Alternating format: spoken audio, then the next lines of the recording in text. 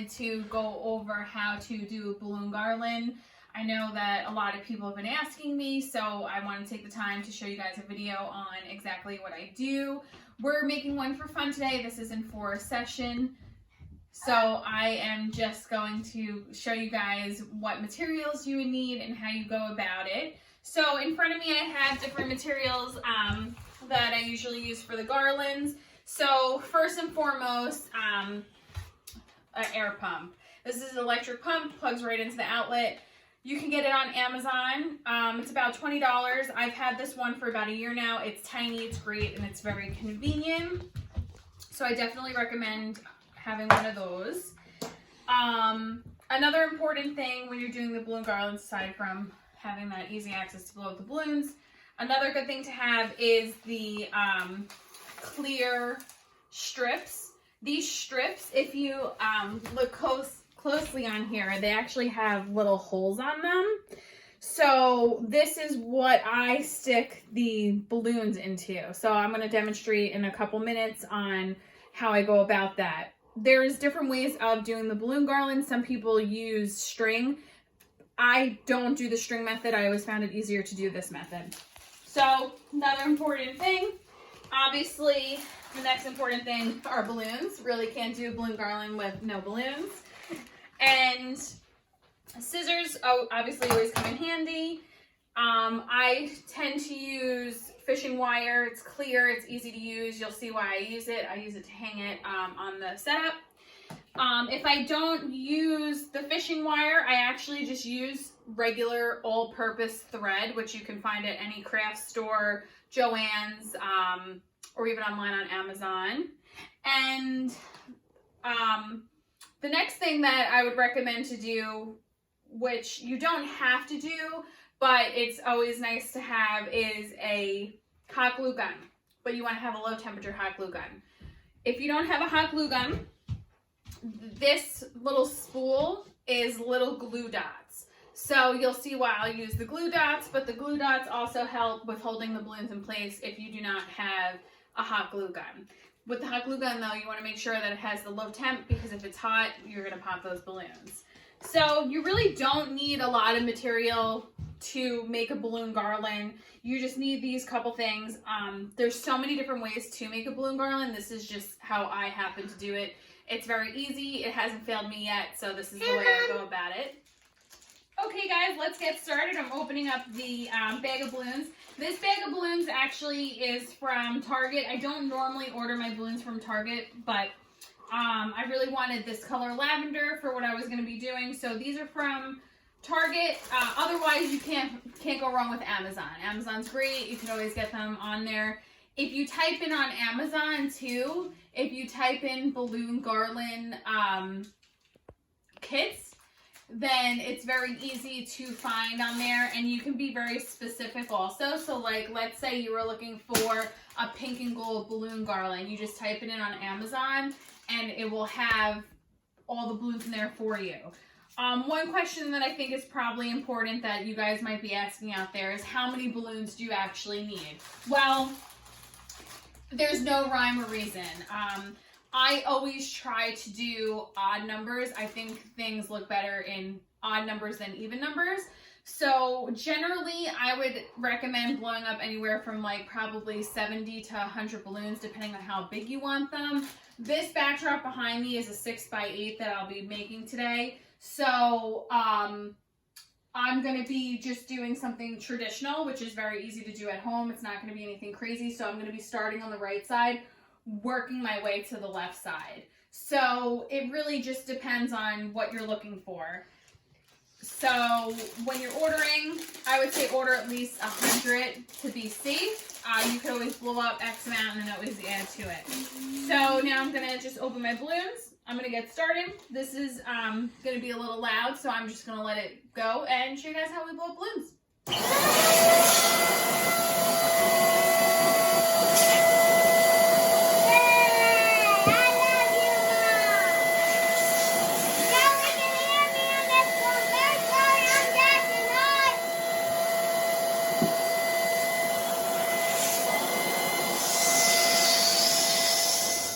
Okay guys, I got all my balloons blown. If you ever need more balloons after what you've blown up, you could always go back to do it. I just put all that stuff to the side right now. So what you're gonna do next is that you're going to take the clear line that has the holes in it. So this is really easy. I usually start from left to right because, you know, that's just usually how things go. So for no rhyme or reason, I'm just going to alternate metallic and lighter. What I like to do when I'm doing this, I like to skip holes on here. There's a ton of holes. I like to skip holes, and you'll see why, because the bigger balloons, they take up a lot of space. So sometimes they'll just kind of hide these smaller ones. Also something that I do, which I'll show you guys later, is that I go back and I put the smaller ones in there too after I do the bigger balloons. So I'm just gonna get started just so you guys see. It's pretty easy. I always like to start with a big balloon on the end. These balloons are 12 inches, but the metallic ones you can actually blow up a lot bigger. And let's say if you wanted a smaller size and you only got 12-inch balloons, you could just blow it to the size that you want. But yes, they do make 3-inch and 6-inch, 7-inch, 10-inch, and all that good stuff. So we're gonna start like this. I don't like starting at the very end of the line. I like starting in a little bit just so that it gives me a little bit of slack when I go to hang it up. So what you do is that you just put it right through. You literally just stick it right through. And that's it. It's very easy. It's not hard, so I expect everybody to be able to do it on their own as well. So I'll just take the next balloon too, and then I'll just, again, you just put it right through, pull it through, and done. That's it. It's super easy. I'm just gonna go back and forth, and you know, I'll skip some, I'll add some, and again, no rhyme or reason for going about it. I'll just put them in where I see fit. Right now, I'm skipping every other balloon, the whole, every other, so it just forms it. And then you'll see too when you put it up that you could always add to it, you could always take away from it, but it's really super easy. All right, so I have my balloon garland right here. This garland is about 9 feet long. Again, it doesn't matter how big you make it. It really depends on what you're making it for. I'm making it for a backdrop that I'm going to be photographing. Again, this piece that I'm working with is 6 by 8, so mine is about 9 feet. All right, so what you want to do, you want to pick the end that you want to start with. I'm a weirdo, and I just feel like that this side, my right side, so your left side, is going to be better on the right side. So I'm going to just kind of figure out how I want it and how I want to set it up, what kind of shape I want it to take. So right now I'm thinking I want to do something like this. As you can see, I have a lot of balloons left over, which is fine. I save my balloons. I don't like to pop them. So what I'm going to do is, since I'm putting it on a backdrop, I'm just going to grab some clips that I have over here that is going to help me tie my string on the backdrop stand. I don't have the luxury like some people that in their studios that they have a backdrop that they're working with. I'm working all on backdrop stands over in these parts. So I'm going to use my clear string. I already have a piece cut. So what I'm going to do, I'm just going to loop it right around the garland. So it's not going to be anything like super specific or crazy. I'm literally just going to take the piece of string, loop it around, pull it through, and just make sure the ends are even. I usually cut them a little bit longer. So I like to measure it up against that because when I photograph the backdrops, I like to make sure that the whole garland and the balloons are on the backdrop itself. Again, if you're doing this for like a birthday party or something that you're having at the house, really, there's no reason for it. But for me specifically, I like to be able to know that I'm not cutting off the balloons when I photograph it. So, because a lot of backdrop companies, they cut a couple inches off. So Baby Dream, who I designed for, they cut some off the edge. So I like to make sure, you know, we're not losing any of what we're making. So I just take the string, I'm gonna wrap it around the clip. I put it underneath just like this, and I just wrap it. I go around and around, and that's it. So I have one piece hung. So now I'm gonna take this side, and I'm just gonna kind of work with it, see how I want it. So I think I wanna do something like this. As you can see, I have that extra piece right over here. At the end of this, I usually clip that piece right up over there. So my next spot that I'm gonna be working with is gonna be right about here. So I'm gonna go grab more of the fishing line. This fishing line I got right on Amazon, and it works perfect. It's 400 yards. I haven't run out of any yet. I also like to reuse, I should add. I like to reuse it. I don't like things going to waste. So I think I'm going to put the other one right about here. Again, I'm going to do the same thing as before. Just loop it around, pull it up, and I could use that clip, but I think I want to go a little next to it. So I'm going to take a new clip. I'm going to put it right up on here. And again, I'm going to do the same thing that I did before with the clip. Wrap it around. Perfect. So now I have this little bit left. I'm going to pull it, and I'm going to clip it right over here onto the backdrop stand. No fishing line for that one. So I don't love how it came out at all. So what I usually do, I step back, I look at it, I can see it's too far to the left side. So what I'm going to do, I'm going to move to the right. I pulled it too much, so I'll just undo it. And I'll pull it up a little bit. I'll restring the string. I mean, you guys might have thought it looked fine, but it's not how I wanted it. So I'll just do it again to get how I like it. So that looks better to me.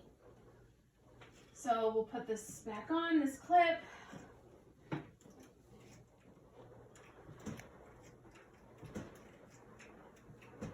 All right. So that looks better. I'm going to be adding balloons to the bottom. I might be adding some balloons over here as well. And I'll kind of just play with the balloons to how I see fit, how I might want it. Now, this is where the glue will come in play. So if I wanted to move the balloon kind of like this, I can use the glue dot and stick it on there. And you'll see what I'm going to do with a couple of the balloons, but I just don't like how it's drooping. But again, you know, to each their own. And I'm going to kind of futz around a little bit and get it to how I want my garland.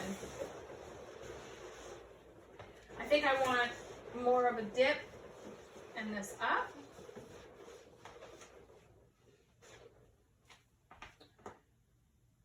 Do something like that.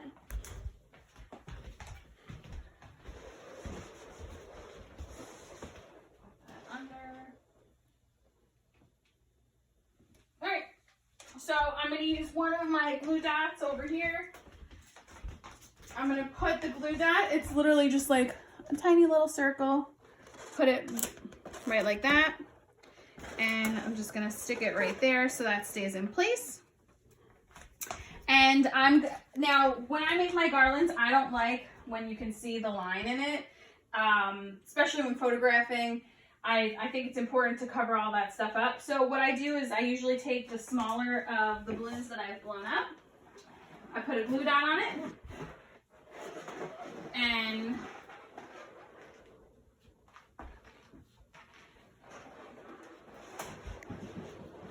I just hide any little imperfections that I may find to be an imperfection.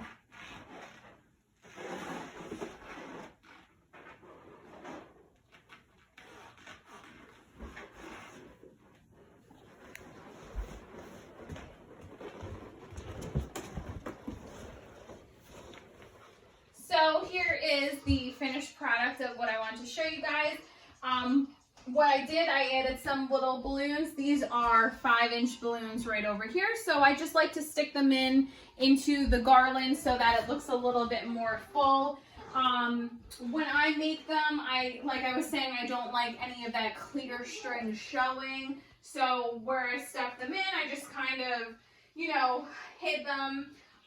One thing that bothers me, I don't know if it bothers any of you guys, but when I do photograph, I actually do take out the tips of the balloon. Sometimes they get like a weird circle at the top. I don't know why. So that's just something that I do photograph. I photograph it like this, but then I take it out post-edit, and that's something that you can do as well. But if it doesn't bother you, then who cares? Then keep it. Something that I like to do. So I was just doing a simple garland. I wasn't doing a crazy shape, so all that I did was I just hung it on the backstrap stand over here on the left, and I just had to dip a tiny bit. I held it up right over here as well on the top of my stand, and then I just had it come up and then back down right on this side, and I had it over here as well.